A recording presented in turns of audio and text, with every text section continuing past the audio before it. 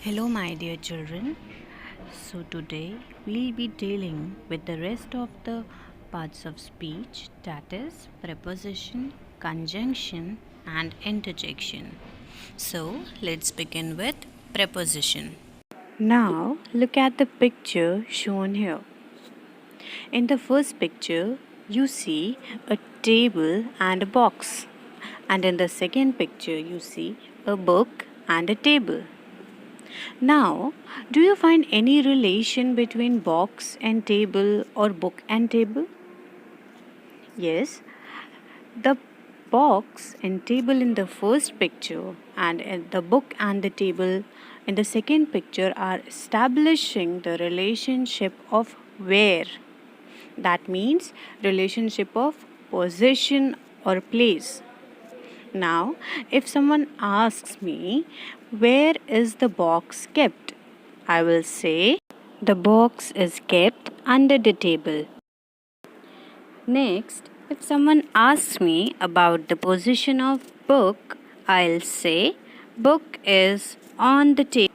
So now, these words under and on are establishing relationship among box, book and table in order to tell the position or placement.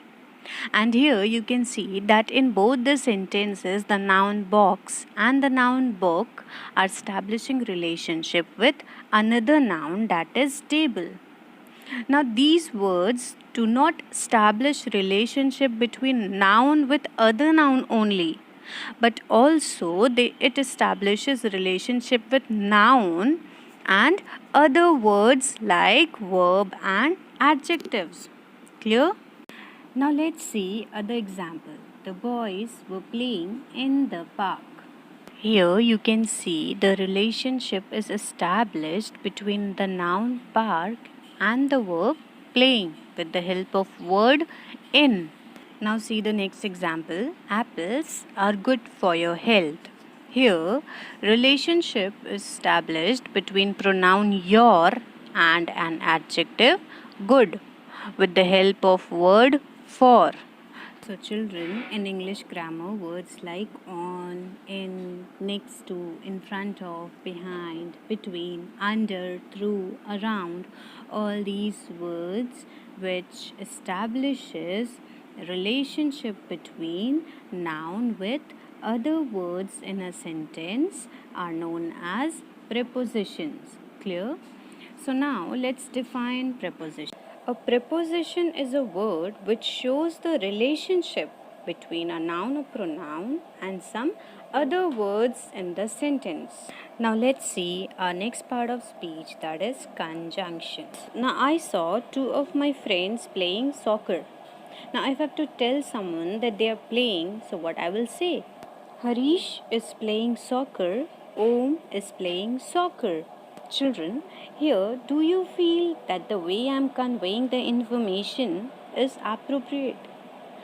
Both the person here are playing soccer and there is no need to tell about them separately in two sentences. What we can do is we can connect both the names and say it like this. Harish and Om are playing soccer. Here the word and is playing role of connector, that is connecting Harish and Om in the sentence. Now if you'd like to have your friend bring music and snacks to your party, so you could say bring music, bring snack, but it's more efficient to say bring music and snack. Children, here also the word and is connecting two words, that is music and snack. Now let's see one more example. He is poor, he is honest. So here also we can use connector to connect the qualities of a person. And we can say the man is poor but honest. Here the word but is working as a connector and connecting the words poor and honest. Here this word is telling us that although the man is poor, he is honest. So, children, words like for, and, nor, but, or, yet, so, since, because, after, when, though, although, all these words are known as connecting words.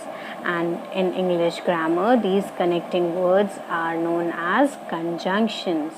So, now let us define conjunction. Conjunction is a word that connects two or more words and sentences. Now let's deal with the last part of speech, that is interjection. Children, I remember when I visited the Taj Mahal for the first time. My reaction was like, wow, what a beautiful place. And also, when I eat something with bad taste, I just react like, yuck, it tastes awful. Similarly, ouch, oh my, yuck, wow, alas, oh, yippee. Children, you must have uttered these kind of words many a times in your daily life. These words that express sudden feeling in English grammar, we call them interjection. So we can define an interjection as an interjection is a word or group of words that expresses emotions. Here you can see some of the examples of interjection. So children, I hope you've understood all the 8 parts of speech well. In the next lecture, we'll discuss about the usage of these parts of speech. Thank you.